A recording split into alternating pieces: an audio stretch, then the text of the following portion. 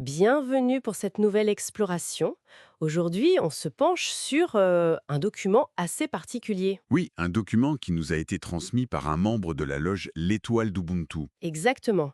Et ce texte propose une lecture, disons, spécifique des origines de la franc-maçonnerie en suggérant une filiation africaine. C'est ça.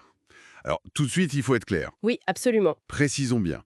C'est une étude, ce sont des hypothèses qui se basent sur ce document précis. Ce n'est pas présenté comme une vérité historique gravée dans le marbre. Tout à fait. On sait que les origines de la maçonnerie, bon, ça a toujours été un terrain un peu propice au fantasme, n'est-ce pas? Carrément. Mais ce texte, justement, il met en avant des pistes d'inspiration qui seraient peut-être plus anciennes, plus vastes que ce qu'on imagine parfois. Ça nous fait voyager de l'Égypte ancienne jusqu'à l'Éthiopie et même plus loin. C'est exactement ça. Le document, en fait, il essaie de tisser des liens à travers les âges, les cultures, en s'appuyant sur des symboles, des récits. C'est un peu un voyage dans le temps qu'il propose. Alors, commençons par le début de ce voyage, l'Égypte ancienne. Bon, le lien maçonnerie-Égypte, c'est pas complètement neuf. On pense à Bonaparte, Champollion. Oui, ou même au texte hermétique, mais là ce qui est intéressant, c'est que le document insiste vraiment sur l'idée d'une civilisation pharaonique noire. Ah oui. Oui, il cite Cheikh Anta Diop, le colloque de l'UNESCO au Caire en 74, c'est un peu le point de départ de l'argumentation, quoi. D'accord. Et comment il fait le lien avec les symboles maçonniques alors? Eh bien, le texte détaille ce qu'il voit comme des survivances directes. Il parle du culte de la lumière, le soleil, de la figure d'où partent trois rayons qu'il associe à l'œil d'Osiris dans le delta lumineux. Le delta, la voûte étoilée aussi, j'imagine. Oui, la voûte étoilée, la pierre cubique et même le cabinet de réflexion. Il suggère que ça pourrait rappeler les initiations au mystère d'Isis et Osiris. Attends, donc l'idée, d'après ce texte, c'est pas juste des emprunts symboliques un peu vagues, c'est une transmission quasi directe depuis l'Égypte. C'est ce que le document semble avancer, oui. Il va même jusqu'à suggérer que la légende d'Hiram, La légende centrale en maçonnerie. voilà, elle serait inspirée du mythe d'Osiris, tué par son frère Seth, puis vengé par son fils Horus. Intéressant comme parallèle. Et il mentionne aussi des rites maçonniques qui se sont dits égyptiens, comme l'Ordre des architectes africains à Berlin au XVIIIe siècle, basé sur un texte, le Krata Repoa, qui prétendait décrire ces anciennes initiations. Fascinant. Ok, donc l'Égypte comme socle. Et comment le document nous emmène-t-il en Éthiopie? Alors, le pivot, c'est le roi Salomon. Salomon. Oui. D'abord, par son mariage avec la fille d'un pharaon, ce qui crée déjà un lien biblique Égypte-Israël.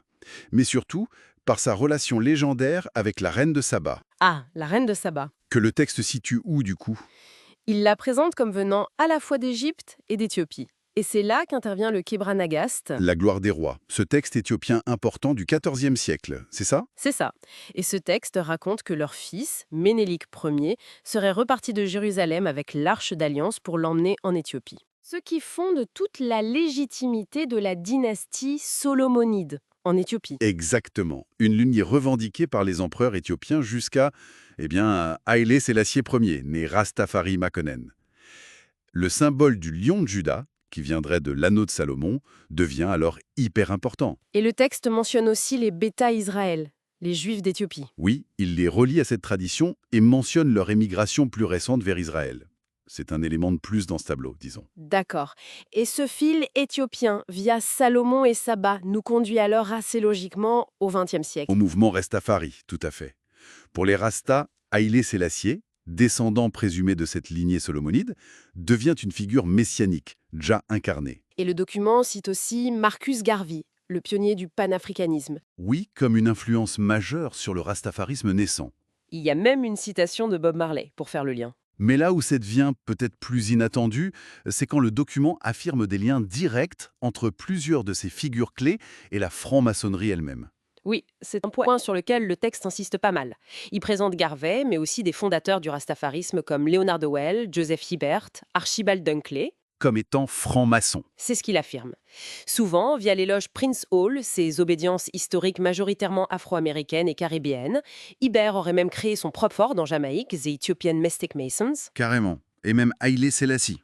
Il est parfois mentionné comme ayant eu des liens, oui. C'est un point débattu historiquement, mais le document le rapporte. Et il y a un dernier exemple, un peu plus tardif. Oui, un peu plus anecdotique peut-être, celui de Jean Bedel Bokassa en Centrafrique.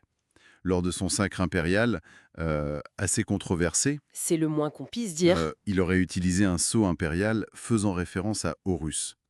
Le texte y voit une sorte de revendication, très politique bien sûr, de cet héritage symbolique égyptien. Bon, eh bien, voilà un aperçu assez dense de cette perspective, hein, celle proposée dans ce document de ce membre de l'étoile de Ubuntu.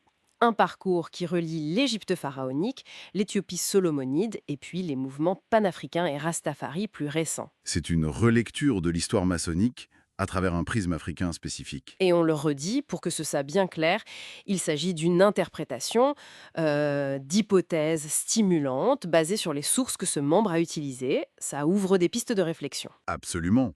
Ça ne prétend pas être l'unique vérité historique, qui est d'ailleurs toujours complexe à établir pour les origines maçonniques. Tout à fait. Et ça nous laisse peut-être avec une question pour la réflexion. Au-delà des débats sur les origines factuelles, Oui, comment est-ce que ces récits, ces symboles, qu'ils soient égyptiens, éthiopiens ou autres, comment continuent-ils d'influencer, d'irriguer les identités, les mouvements culturels et politiques aujourd'hui en Afrique et dans la diaspora? très bonne question pour terminer. Merci pour cet éclairage. Merci à vous.